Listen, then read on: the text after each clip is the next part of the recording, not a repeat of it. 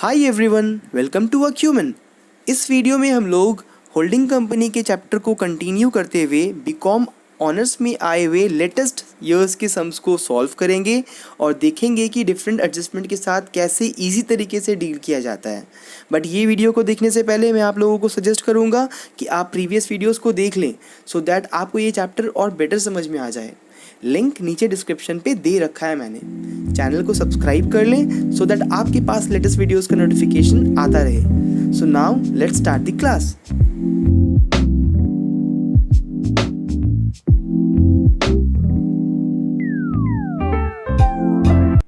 Hi everyone, welcome back to our channel. आज हम लोग होल्डिंग कंपनी के बीकॉम ऑनर्स के 2018 के सम्स को सॉल्व करेंगे बहुत ही इजी वे में। आप देखिए क्वेश्चन को पहले मैं समझाता हूं कि यहाँ पे asset and liability that means के बैलेंस शीट दे रखा है एच लिमिटेड का और and it's subsidiary S limited. देखिए क्वेश्चन के स्टार्टिंग में ही लिख दिया है कि एच लिमिटेड होल्डिंग कंपनी है, एस लिमिटेड सब्सिडियरी कंपनी है। और ये बैलेंस शीट कब का दे रखा है? 31 मार्च 17 का। दैट मींस कि ईयर का स्टार्टिंग क्या होएगा? 1 अप्रैल 2016। Very good. तो ये बैलेंस शीट दे रखा है। इक्विटी शेयर कैपिटल है, रिजर्व एंड सरप्लस में जनरल रिजर्व एंड पीएल है। नॉन करंट लायबिलिटी में कुछ नहीं है। करंट लायबिलिटी में ट्रेड पेएबल है। नॉन करंट असेट में दैट मींस कि फिक्स असेट में ये आइटम्स हैं। अच्छा, यहाँ पे देखिए इन्वेस्टमेंट में दे रखा है कि इन्वेस्टमेंट कौन कर रहा है?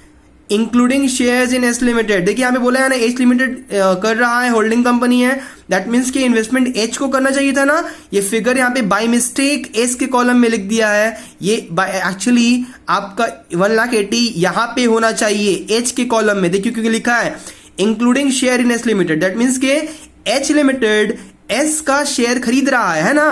तो ये इन्वेस्टमेंट कौन करेगा? एच करेगा ना, क्योंकि एच होल्डिंग कंपनी है। तो ये अमाउंट जो है गलती से एस के कॉलम में लिख दिया है, ये फिगर एच के कॉलम में होएगा। तो अपने बुक्स में काट कर इसको यहां पे लिख दें, यहां से स्ट्राइक आउट कर दें आप। फिर करंट एसेट का वैल्यू दे रखा है सबका। और ये देखिए एडिशनल इंफॉर्मेशन में क्या बोला है इसको अच्छे से समझते हैं। बोला है कि एच लिमिटेड जो है होल्डिंग कंपनी वो अक्वायर किया है सब्सिडियरी कंपनी का एस लिमिटेड का 12,000 इक्विटी शेयर्स। एस लिमिटेड के पास था कितना शेयर्स? देख लीजिए तो एस लिमिटेड के पास था 1,50,000 रुपीज का share of ₹10 each. That means के 15,000 शेयर्स था, उसमें से 12,000 शेयर्स तो एच लिमिटेड अक्वायर कर लिया है। और वो भी कब किया है? ईयर के स्टार्टिंग में नहीं कर रहा है। ईयर के स्टार्टिंग कब था? 1 अप्रैल 2016। बट वो कर रहा है 1 जुलाई 2016 में। दैट मीन्स के 3 मंथ्स के बाद। ओके, अप्रैल मई जून के बाद जुलाई में वो अक्वायर कर रहा है। तो ये बात को ध्यान से, अभी ऐसा सम हम लोग पहली बार कर रहे हैं, इसको चीज को ध्यान से समझिए आप। Eight a cost of 1,50,000। That means कि ये कॉस्ट ऑफ इन्वेस्टमेंट है। ठीक है, 1,50,000 जो है वो कॉस्ट ऑफ इन्वेस्टमेंट का काम करेगा। जब हम लोग वर्किंग नोट नंबर 5 बनाएंगे ना कैपिटल रिजर्व एंड गुडविल का चार्ट, तो उसमें हम लोग यूज करेंगे। अच्छा, इमीडिएटली आफ्टर एक्विजिशन जब एक्वायर किया एच लिमिटेड रिसीव करता है dividend on equity shares at 20% for the year 15-16। तो लास्ट ईयर जो था 15-16 उसके लिए उसको डिविडेंड मिलता है 20% का। तो ये डिविडेंड का कॉन्सेप्ट मैं आपको समझाऊंगा कैसे निकलेगा ये 20% किसके ऊपर निकलेगा। सो स्टूडेंट्स, जब भी एडजस्टमेंट में डिविडेंड दिया रहे एडिशनल इंफॉर्मेशन में, जैसे कि last year dividend paid by subsidiary company ने डिविडेंड पे किया है लास्ट ईयर का, जो कि होल्डिंग कंपनी ने क्रेडिट कर दिया है पीएल में। तो हम लोगों को ये 3 स्टेप फॉलो करना होगा कि पहले जो डिविडेंड का टोटल अमाउंट है on the share capital of the subsidiary company अपना टोटल शेयर कैपिटल के ऊपर निकालेगा। ये शेयर कैपिटल जो है क्वेश्चन के बैलेंस शीट में दिया रहता है। ठीक है, होल्डिंग कंपनी का भी दिया रहता है, सब्सिडियरी का भी दिया रहता है। तो सब्सिडियरी का शेयर कैपिटल के ऊपर हम लोगों को निकालना होगा, जितना भी परसेंटेज रहे, 20%, 10%, जो भी रहे। And deducted from pre acquisition PL. तो जो अमाउंट आएगा ना, इंटायर अमाउंट, पूरा अमाउंट को जो हम लोग स्टेप नंबर 2 करते हैं, वर्किंग नोट नंबर 2 करते हैं पीएल का, उसका प्री पीएल जो अमाउंट रहता है उससे सब्ट्रैक्ट कर दिया जाएगा। ठीक है, उसके बाद हम लोगों को कैलकुलेट करना होगा शेयर ऑफ मेजॉरिटी। जो डिविडेंड का टोटल अमाउंट आया उसका शेयर ऑफ मेजॉरिटी का निकालना पड़ेगा। जैसे कि मान लीजिए मेजॉरिटी 80% है, तो टोटल डिविडेंड का 80% निकालेंगे और उसको डिडक्ट कर देंगे हम लोग वर्किंग नोट नंबर 5 से, यस, कैपिटलिज्म एंड गुडविल वाले चार्ट से, ठीक है, जो हम लोग करते हैं ना, cost of investment minus capital profit minus face value of shares minus dividend होता है ना, डिविडेंड, वही डिविडेंड जो है तुम्हारा मेजॉरिटी वाला अमाउंट आएगा डिविडेंड का, ठीक है, और फिर वही मेजॉरिटी वाला अमाउंट जो यहाँ पे आया है उसको हम लोग डिडक्ट करेंगे पीएल वाले चार्ट से, जो लास्ट में बनाते हैं हम लोग working note number 6 general reserve and PL वाला चार्ट, उसी पीएल से जो हम लोग बनाते हैं PL general reserve and PL for CBS, वो पीएल से सब्ट्रैक्ट कर दिया जाएगा वही मेजॉरिटी वाला डिविडेंड का अमाउंट, ठीक है। तो ये वाला चार्ट को, ये वाला स्टेप को लिख लीजिए आप, ठीक है, उसके बाद ये सम्स को देखना। तो ये निकलता है 20%, तो आपका जा करके कैपिटल के अमाउंट के ऊपर, तो ये अमाउंट जो देख रहे हैं ना सब्सिडरी कंपनी का 1,50,000 रुपीज, तो इस सब्सिडरी कंपनी जो है डिविडेंड पे कर रहा है, ठीक है, तो ये जो है अपना शेयर कैपिटल के ऊपर 20% का डिविडेंड पे करेगा, ठीक है। तो ये डिविडेंड का नोट मैं आपको लिखाऊंगा अभी, आप लोग जो है समझ जाइएगा इसका कॉन्सेप्ट। फिर क्या बोलता है कि ऑन 1 अप्रैल साल के शुरुआत में सब्सिडरी के पास जनरल रिजर्व में 70,000 रुपीज था एस लिमिटेड के पास, और पीएल में 40,000 रुपीज था, दोनों पॉजिटिव फिगर है। फिर बोलता है कि होल्डिंग कंपनी का जो डेटर है उसमें इंक्लूड है 20,000 rupees of goods sold to S limited at a cost of 25%, half of the good are still in stock. तो ये आपका तो हमारा म्यूचुअल इंडेप्टनेस हो जाएगा, और उसमें आपका अनरियलाइज प्रॉफिट भी है, ठीक है, तो वो स्टॉक के ऊपर हम लोग देख लेंगे। और बोलता है कि एस लिमिटेड जो सब्सिडरी कंपनी है वो 5,000 रुपया एच लिमिटेड को रिमिट करता है, मतलब कि पे करता है, जो कि एच लिमिटेड कब रिसीव कर रहा है 11 अप्रैल 2017 में, ओके, जो कि अभी तक पहुंचा नहीं है क्योंकि ईयर तो एंड हो गया है 31 मार्च 17 में, तो ये अभी तक पहुंचा नहीं है ना, रास्ते में है ना, तो ये 5,000 रुपया जो है हमारा क्या है, कैश इन ट्रांजिट है, ओके। सो सॉल्यूशन देखते हैं हम लोग बीकॉम ऑनर्स 2018 का, बहुत ही इजी है ये, देखिए सबसे पहले डिग्री ऑफ कंट्रोल हम लोग निकालते हैं वर्किंग नोट नंबर 1 में। तो होल्डिंग कंपनी 12,000 शेयर्स खरीदा था ना एस लिमिटेड का, और एस लिमिटेड के पास था कितना टोटल शेयर्स, 15,000 शेयर्स था, है ना, तो डिवाइड किए तो वो कितना परसेंट शेयर्स खरीद लिया था, अक्वायर कर लिया था 80%, तो ये मेजॉरिटी हो गया, और जो रिमेनिंग 20% है वो क्या बन गया, माइनॉरिटी। फिर पीएल का काम करते हैं। पीएल का काम करने से पहले मैं आप लोगों को कुछ दिखाना चाहूंगा कि आप देख लीजिए कि जो ईयर का स्टार्टिंग था 1 अप्रैल 16 से 30 जून 16, ये पीरियड में तो अक्वायर नहीं किया था वो शेयर्स को एच लिमिटेड, वो कब अक्वायर किया था 1 जुलाई 2016 में, तो उससे पहले तक जो पीरियड होगा ना वो प्री एक्विजिशन पीरियड कहलाता है, ठीक है, अभी अक्वायर नहीं हुआ इसके लिए वो प्री पीरियड है 3 मंथ्स का। फिर जब से वो शेयर अक्वायर किया 1 जुलाई से लेकर ईयर एंड तक 31 मार्च 17 तक, उसको हम लोग बोलते हैं पोस्ट एक्विजिशन पीरियड, जो कि 9 मंथ का है, ठीक है। और फिर हम लोग देखे थे डिविडेंड का काम कि सब्सिडरी कंपनी 20% का डिविडेंड पे कर रहा था ना, तो सब्सिडरी कंपनी का शेयर कैपिटल का टोटल अमाउंट बैलेंस शीट में दे रखा है, आप लोग देख लीजिए 1,50,000 रुपीज।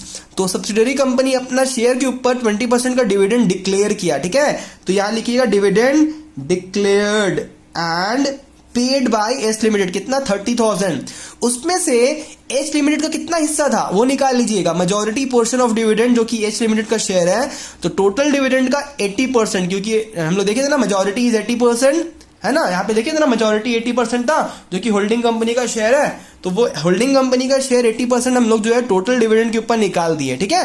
तो ये 20% जो है हम लोग क्वेश्चन में दे रखा था कि 20% का डिविडेंड वो पे करेगा टोटल, तो 30,000 रुपये आया था 30,000, उसके ऊपर 80% आया है 24,000। अब देखिए कैसे इसको डील करेंगे। डिविडेंड का काम हम लोग कैसे करते हैं कि जो टोटल डिविडेंड आता है उसको हम लोग प्री पीएल से सब्ट्रैक्ट कर लेते हैं। तो पीएल का काम हम लोग को पहले शुरू करेंगे जब, तो हम लोगों को एडिशनल इन्फॉर्मेशन में प्री पीएल का अमाउंट दे रखा था ना, ईयर का स्टार्टिंग का 1 अप्रैल 16 में कितना दिया हुआ था 40,000, जनरल रिजर्व दिया था 70,000, वो तो बाद में आएंगे, तो ये 40,000 था। और बैलेंस शीट में देख लीजिएगा अगर, तो एस लिमिटेड का 1,00,000 रुपीज दे रखा था, ये दोनों को लिख दिए पहले हमने। फिर क्या किए, जो डिविडेंड जो डिक्लेयर किया था एस लिमिटेड टोटल डिविडेंड 30,000 का, उसको हम लोग यहाँ पे सब्ट्रैक्ट कर दिए टोटल डिविडेंड का अमाउंट को, जो टोटल डिविडेंड आता ना हम लोग का यहाँ पे 30,000 रुपीज का, वो पूरा अमाउंट को हम लोग जो है यहाँ पे पीएल से सब्ट्रैक्ट कर लिए हैं, ठीक है। देखिए 1 स्टार यहाँ पे दिए हैं हम, तो 1 स्टार जो है ये डिविडेंड का काम करते हैं, यहाँ पे 1 स्टार दिए हैं। अच्छा, बाकी जो इसका मेजॉरिटी पोर्शन जो आया है 24,000, वो हम लोग तो जानते हैं कि जब हम लोग रिजर्व एंड गुडविल का चार्ट बनाते हैं वहां पे डिविडेंड बोल के था ना, तो वो जो 24,000 है वो हम लोग कहां से आया है, वही मेजॉरिटी पोर्शन आया है, ठीक है, एच लिमिटेड वाला, ठीक है। और सिमिलरली हम लोग जब जनरल रिजर्व एंड पीएल वाला चार्ट बनाते हैं तो वहां पे भी जो डिविडेंड आता है वही वाला आता है 24,000 रुपीज, जो मेजॉरिटी वाला आया है, ठीक है।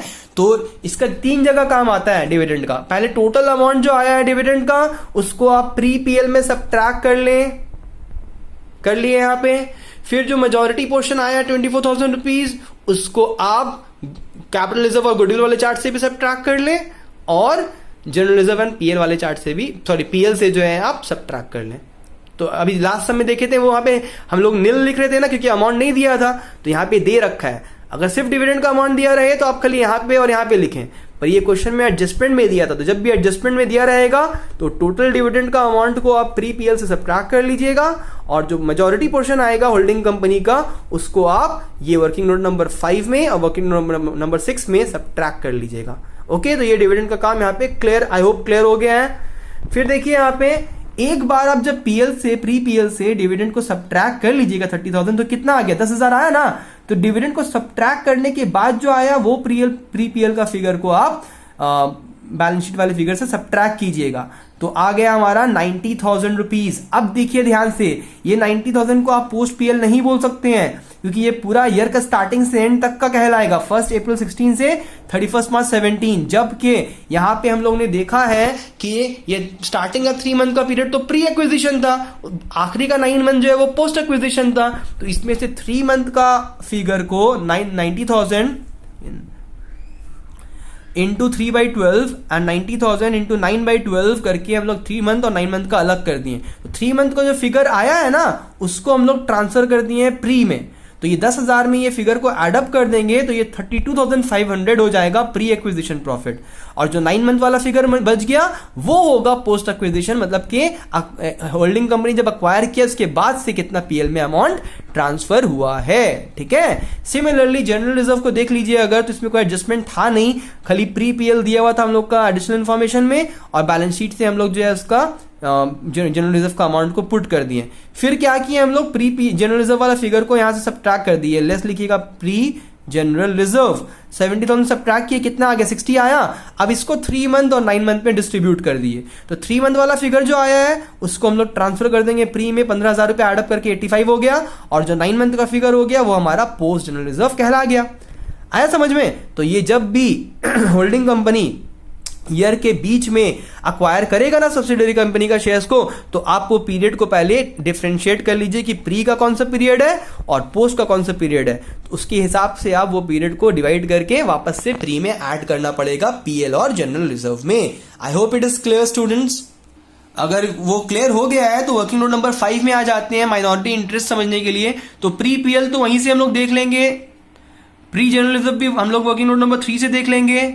Increase and decrease in the value of fixed asset ये क्वेश्चन में था ही नहीं, अगर इंक्रीज होता तो ऐड करते हैं, डिक्रीज होता तो सबट्रैक्ट करते हैं। एक और वर्ड यूज करते हैं हम लोग, क्या करते हैं, over value and under value, हम लोगों ने सिखाया था आपको, है ना। ओवर वैल्यूड रहेगा तो सबट्रैक्ट, अंडर वैल्यूड रहेगा तो ऐड, है ना। तो अलग अलग नेमिंग है, मीनिंग सेम है। फिर पोस्ट पीएल भी हम लोग को वर्किंग नोट नंबर 2 से मिल गया, post general reserve working note number 3 से मिल गया। फिर share capital of S limited हम लोग ने बैलेंस शीट से सब्सिडरी का अमाउंट, सब शेयर कैपिटल का अमाउंट को लिख दिया हूं, है ना।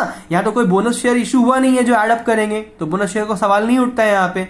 तो बस ये अमाउंट को बस मेजॉरिटी और माइनॉरिटी में हेडिंग दे दीजिएगा, मेजॉरिटी माइनॉरिटी, और डिस्ट्रीब्यूट करके माइनॉरिटी वालों को एडअप करके जो अमाउंट आएगा वो माइनॉरिटी इंटरेस्ट आ जाएगा, जो कि हम लोग कंसोलिडेटेड बैलेंस शीट बनाते वक्त यूज कर लेंगे। और जो हमारा मेजॉरिटी वाले कॉलम में आ गया है उसको हम लोग नेमिंग कर देंगे ABCD करके, जो कि हम लोग यूज करेंगे लास्ट के 2 वर्किंग नोट में। तो देखिए नेक्स्ट वर्किंग नोट नंबर 5 है कैपिटल रिजर्व एंड गुडविल। तो कॉस्ट ऑफ इन्वेस्टमेंट हम लोग को बैलेंस शीट में दिया हुआ था ना कि होल्डिंग कंपनी जो शेयर खरीदा है कितने में खरीदा है, 1,50,000। देख लीजिए यहाँ पे बैलेंस शीट में, अगर आप लोग को याद नहीं है तो ये देखिए इन्वेस्टमेंट किया था ना, कितने में किया था, 1,80,000। अब देखिए यहाँ पे सवाल उठता है, सब बोलिए सर यहाँ पे 1,80,000 लिखा है, आपने 1,50,000 क्यों लिखा है। अब देखिए, और ये अमाउंट को तो मैंने बता दिया हूं, यहां नहीं होगा, यहां पे होगा, ठीक है। तो ठीक कर लीजिए आप लोग, क्योंकि नीचे एडजस्टमेंट ने बोला है कि जो 12,000 शेयर्स अक्वायर कर रहा है वो कितने कॉस्ट में कर रहा है, 1,50,000। दैट मीन्स के एच लिमिटेड इन्वेस्टमेंट जो है वो खाली एस लिमिटेड में नहीं किया है, 1,50,000 तो वो एस में किया ही है, और एक्स्ट्रा 30,000 जो बचा वो कहीं और किया होगा, वो अदर इन्वेस्टमेंट होगा, तो वो कंसोलिडेटेड बैलेंस शीट बनाने वक्त उसको यूज करेंगे। ठीक है, उसको लिखेंगे।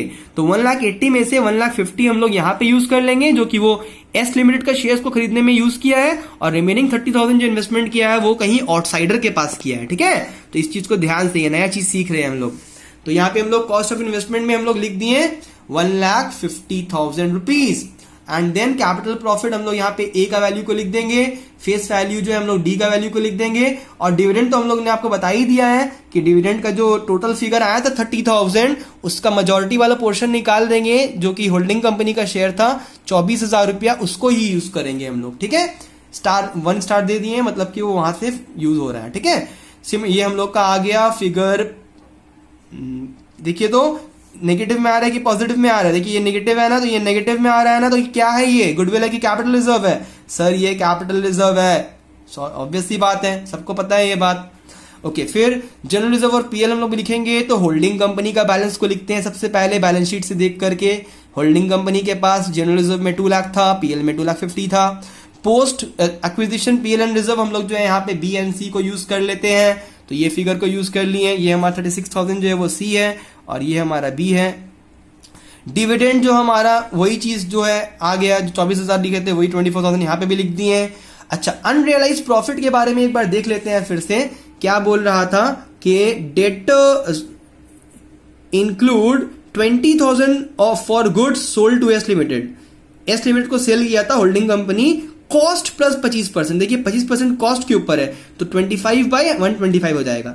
अब बोलता है कि हाफ ऑफ द गुड, पूरा 20,000 नहीं बल्कि आधा गुड अभी भी स्टॉक में पड़ा हुआ है एस लिमिटेड के पास। तो हम लोग देखिए 20,000 का पहले हाफ कर दिए, क्योंकि आधा पड़ा हुआ है ना, उसके ऊपर प्रॉफिट कितना कमाया होगा एच लिमिटेड, 25/125, क्योंकि वो कॉस्ट के ऊपर है। 25/125 किए तो अनरियलाइज प्रॉफिट आ गया है 2,000 रुपया, जो कि एच लिमिटेड अब रियलाइज नहीं कर पाएगा क्योंकि वो उसका होल्डिंग बन चुका है। तो ये करके हम लोग का पीएल का फिगर भी आ गया। ओके, फिर हम लोग जो है अब बैलेंस शीट बना लेंगे कि consolidated balance sheet of holding company H limited and subsidiary company S limited as at year end 31 March 17। देखिए ये बैलेंस शीट बनाने में कोई तो टेंशन की बात नहीं है, आप लोग क्वेश्चन को यूज कर सकते हैं, उसका हेल्प ले सकते हैं फॉर्मेट के लिए। तो पहला शेयर कैपिटल था, ये कहां से आया 5 लाख, वर्किंग नोट नंबर 1 में देख लीजिए आप। देखिए वर्किंग नोट नंबर 1 में कहां से आया, ये खाली होल्डिंग कंपनी का फिगर है शेयर कैपिटल का बैलेंस शीट से, क्योंकि सब्सिडरी कंपनी का तो हम लोग ने यूज कर लिया था, है ना, वर्किंग नोट नंबर 4 में माइनॉरिटी चार्ट वाले में डिस्ट्रीब्यूट करने के वक्त। तो ये होल्डिंग कंपनी का बैलेंस शीट बच गया 5 lakh. Similarly reserve and surplus working note number 2 में दिख जाएगा हम लोगों को। देखिए जनरल रिजर्व जो हम लोग को मिला था वर्किंग नोट नंबर 6 से, और पीएल भी वहीं से मिला था हम लोगों को, और कैपिटल रिजर्व जो हम लोग बनाए थे वर्किंग नोट नंबर 5 में, तो वहां से हम लोग जो कॉपी करके सारे को एड अप कर लिए हैं 6,02,000। ये हमारा रिजर्व एंड सरप्लस का फिगर आ गया 6,02,000। माइनॉरिटी इंटरेस्ट हम लोग वर्किंग नोट नंबर 4 में ऑलरेडी बना चुके हैं। नॉन करेंट लायबिलिटी कुछ था नहीं, बस लिख दिए हैं, क्वेश्चन में लिखा हुआ था इसी के लिए बस शो कर दिए हैं। करंट लायबिलिटी ट्रेड पेएबल, देखिए वर्किंग नोट नंबर 3 में ये होल्डिंग कंपनी और सब्सिडरी कंपनी का फिगर को पहले ऐड कर लीजिएगा बैलेंस शीट से, और उसके बाद म्यूचुअल इंडेप्टनेस था ना 20,000 रुपीज का, क्योंकि हम लोगों को वर्किंग नोट नंबर में एडिशनल इंफॉर्मेशन में बोल दिया था। देखिए डेटर में 20,000 रुपीज एस के पास है ना, तो ये 20,000 रुपीज जो है ना वो डेटर और क्रेडिटर दोनों से म्यूचुअल इंडेप्टनेस के तौर पे सब्ट्रैक्ट हो जाएगा। ठीक है, तो ये डेटर से भी हम लोग लेस कर दिए हैं, और जब ट्रेड पेएबल करेंगे तो वहां से भी लेस करेंगे। ठीक है, तो नेक्स्ट हम लोग का है tangible fix asset working note number 4। तो देखिए ये रहा हमारा लैंड एंड बिल्डिंग होल्डिंग और सब्सिडरी का फिगर को एडअप कर दिए, प्लांट एंड मशीनरी का होल्डिंग एंड सब्सिडरी का फिगर को एडअप कर दिए। यहाँ पे कोई increase and decrease in the value था नहीं, तो इसी के लिए कुछ ऐड और लेस नहीं कर रहे हैं, बस बैलेंस शीट से देख करके सिंपली एडअप कर दिए। नॉन करेंट इन्वेस्टमेंट जैसे आपको बोले थे ना हम कि वो इंसान जो टोटल इन्वेस्टमेंट बैलेंस शीट में दिख रहा था 1,80,000 का, मगर वो एस लिमिटेड में तो खाली 1,50,000 का इन्वेस्टमेंट किया है। दैट मीन्स कि वो 30,000 जो इन्वेस्टमेंट किया है वो किसी आउटसाइडर की जगह में किया होगा, कहीं बाहर कंपनी में वो इन्वेस्ट किया होगा ना, तो 30,000 रुपया हम लोग जो है 30,000 रुपीज को नॉन करेंट इन्वेस्टमेंट में दिखा दिए हैं। अच्छा, इन्वेंट्रीज का वर्किंग नोट नंबर 6 में देख लीजिए, होल्डिंग और सब्सिडरी का अमाउंट को एड अप करके लिख लिए हैं, और जो अनरियलाइज्ड प्रॉफिट हम लोग निकाले थे लास्ट वर्किंग नोट में वो अमाउंट को यूज कर लिए हैं, लेस करके हम लोग यहां लिख दिए हैं। फिर ट्रेड रिसीवेबल का अमाउंट को भी हम लोग वर्किंग नोट नंबर 7 में दिखा दिए हैं, होल्डिंग एंड सब्सिडरी का अमाउंट को एडअप करके म्यूचुअल इंडेप्टनेस जैसे हम लोग ने ट्रेड पेबल में लेस किया था उससे यहां पे भी लेस कर दिया। और जो याद रखिएगा लास्ट वर्किंग जो था, लास्ट इंफॉर्मेशन जो था हमारा कि ये 5000 एस लिमिटेड जो है रिमिट किया था एच लिमिटेड को, जो कि अभी तक पहुंच नहीं पाया है। कब पहुंचा है? 11 अप्रैल को, मतलब कि ईयर ओवर खत्म होने के बाद। ईयर ओवर हुआ है 31 मार्च 17 में और ये 11 अप्रैल को पहुंच रहा है, राइट। तो इसी के लिए ये रास्ते में है, कैश एंड ट्रांजिट। तो ये क्या होएगा, इसका डबल एंट्री कहां कहां होता है मैं आपको बता रहा हूं कि डेटर से आपको लेस करना पड़ेगा, पहले डेटर से लेस करना पड़ेगा, क्योंकि अब तो डेटर वो पैसा पे कर दिया है ना, रास्ते में है पैसा, तो डेटर को कम कर दीजिए, और वो पैसा रास्ते में आ रहा है आपके पास तो कैश में ऐड कर दीजिए। तो इसका डबल एंट्री कहां होता है? डेटर से लेस हो जाता है और कैश में ऐड हो जाता है, ठीक है। तो ये जो लास्ट हम लोग का एडजस्ट में ये है item cash and cash equivalent number 8, उसका फिगर कहां से आया है? ये 45,000 ये वर्किंग नोट से आया है। पहले होल्डिंग और सब्सिडरी का अमाउंट को एडअप करके लिख दिए 40,000 रुपीज, और जो कैश इन ट्रांजिट था वो 5,000 रुपीज को एडअप कर दिए, ठीक है। तो यहाँ पे जो है डेटर से लेस होगा कैश लिमिटेड करके, क्योंकि आपको वो आपका डेटर पे कर दिया है, रास्ते में है, और जो पैसा आ रहा है कैश में एडअप हो जाएगा ना, कैश इन ट्रांजिट करके। तो इस तरीके से हम लोग का बैलेंस शीट जो है वो टैली कर जाएगा। आई होप मेरे सारे स्टूडेंट्स को ये सम्स क्लियर हो गया हो 2018 का। तो हम लोग नेक्स्ट वीडियो में सम्स बीकॉम ऑनर्स के 2017 के सम्स का एक्सप्लेनेशन को देखेंगे और बहुत ही इजी तरीके से समझ जाएंगे। अगर आप लोगों को कुछ भी प्रॉब्लम हो तो आप लोग नीचे कमेंट सेक्शन में कमेंट कर दें, सो दैट मैं आपको क्वेरीज को सॉल्व कर सकूं। और चैनल को सब्सक्राइब कर लें और वीडियो को लाइक कर लें, और मैं वीडियोस को अपलोड करूंगा तो आप चैनल से स्टे ट्यून्ड रहें, सो दैट आपको नेक्स्ट वीडियो का नोटिफिकेशन मिल जाए। Thank you students.